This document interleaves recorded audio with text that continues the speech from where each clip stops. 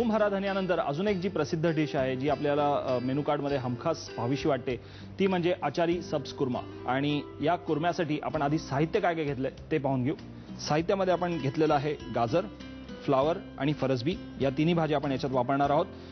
त्याचबरोबर आपण घेतलं याच्यात साजूक तूप, नंतर बारीक चिरलेला कांदा, तसंच दही आपल्याला लागणार आहे 2 चमचे, गूळ घेतलेला आहे, नंतर कलौंजी, राईचं तेल किंवा मोहरीचं तेल, तसंच सुक्या लाल मिरच्या, मोहरी घेतलेली आहे, हिंग, जावित्री, आलं लसणाची पेस्ट, लवंगा, मेथी दाणा, हळद, तिखट आणि मीठ। सुरुवात करूया। या पॅनमध्ये थोडंसं तेल मी काढलेलं आहे, आपलं रेग्युलर गोडो तेल आहे ते तेल मी याच्यात काढून घेतलेलं आहे। नंतर आपल्याला त्याच्यामध्ये मोहरीचं तेल ॲड करायचं आहे आणि याच्यामध्ये हा जो कांदा आहे, बारीक चिरलेला कांदा, तो आपण घालून घेणार आहोत आणि तो शिजवून घेणार आहोत, चांगला परतून घेणार आहोत। ब्राऊन होस्तवर आपण तो परतून घेऊया। पण सुरुवातीला गाजर आणि फरसबी आपण कट करून घेऊ, कांदा तोपर्यंत शिजत राहील।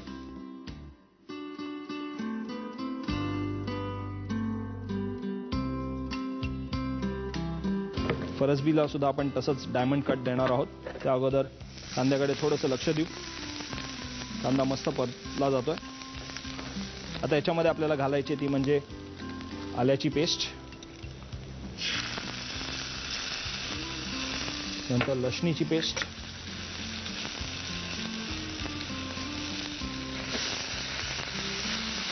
आपण आता हे चांगलं शिजवून घेणार आहोत। त्याच्यामध्ये आपण थोडंसं पाणी घालूया। आज मी एकदम हळू केलेली आहे आणि आपण हे शिजत ठेवूया। आता कांदा, आलं, लसूण फक्त आपण भाजून घेतलाय, परतून घेतलाय आणि नंतर आता त्याची पेस्ट करून घेतोय। तसंच इकडे मी हे जे फरसबी आहे ती डायमंड कट करतोय,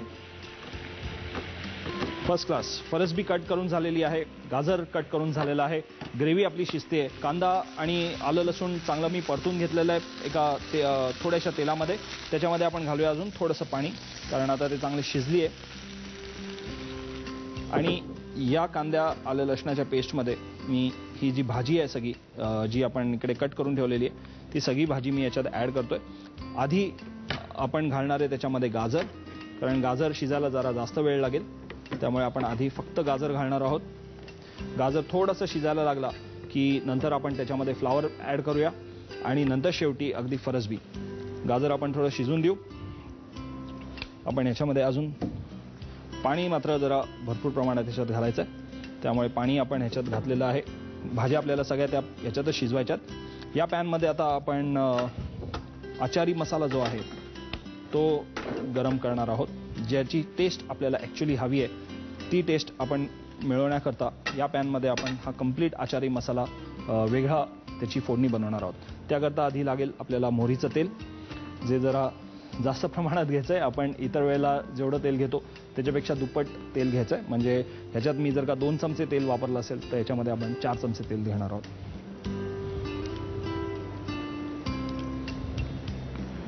4 चमचे तेल, याचा खरा फ्लेवर आपल्याला मिळेल। आचारी म्हटलं की मोहरीचं तेल हमखास घ्यावं लागतं।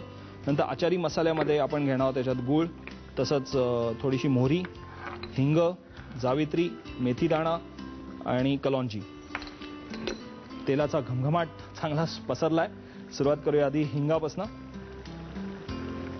थोडंसं हिंग, ओके।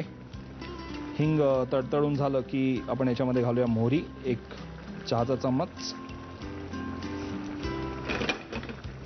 मोहरी तडतडली की त्याच्यामध्ये घालू मेथी दाणा, नंतर याच्यामध्ये घालणार आहोत आपण 1-2 जावित्री, तसंच कलौंजी,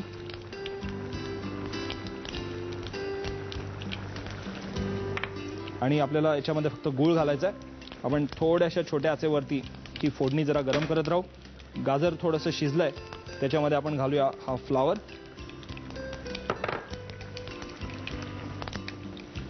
आपण फ्लावर शिजून घेणार आहोत। फोडणी इकडे आता मस्त तयार झालेली आहे। त्याच्यामध्ये आपण आता घालणार आहोत हा गूळ, 1-2 चमचे गूळ, 2 चहाचे चमचे गूळ।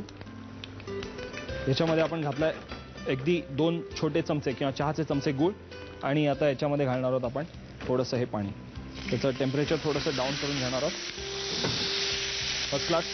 कॉलीफ्लॉवर किंवा फ्लावर इकडे चांगला शिजतोय. फ्लावर चांगला शिजला की आपण त्याच्यामध्ये घालणार आहोत फरसबी. ही फोडणी आपली इथे तयार झालेली आहे. फ्लावर आणि गाजर शिजतोय, त्याच्यामध्ये आता घालूया आपण ही फरसबी.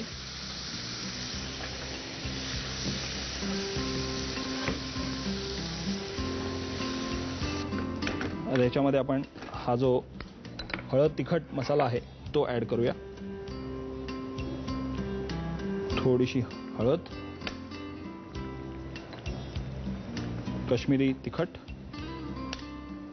चवीला मीठ. वंडरफुल.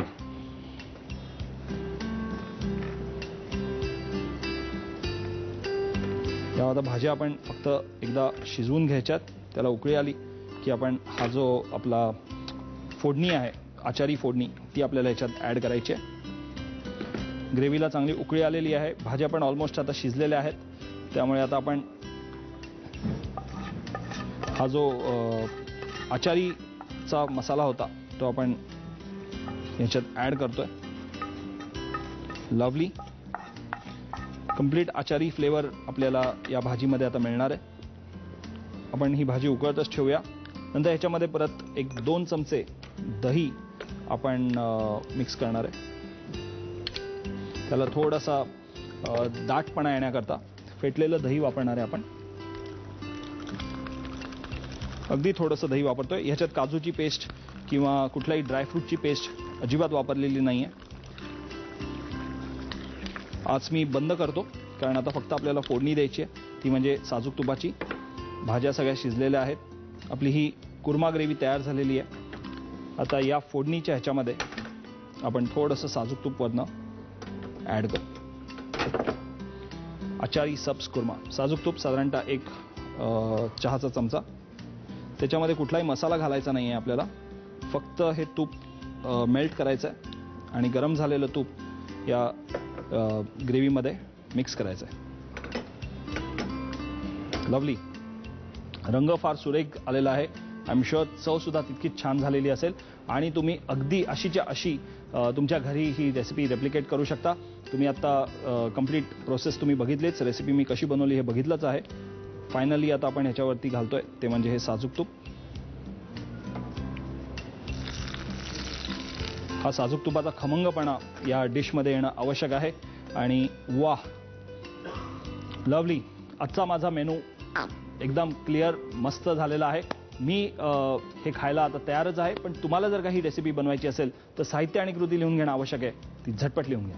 आचारी सब्स कुर्मा बनवण्यासाठी लागणारं साहित्य: गाजर, फ्लॉवर, फरसबी, साजूक तूप, कांदा, दही, गूळ, कलौंजी, मोहरीचं तेल, सुक्या लाल मिरच्या, मोहरी, हिंग, जावित्री, आलं लसूण पेस्ट, हळद, तिखट आणि मीठ. कृती: गाजर आणि फरसबीचे तुकडे करून घ्यावेत.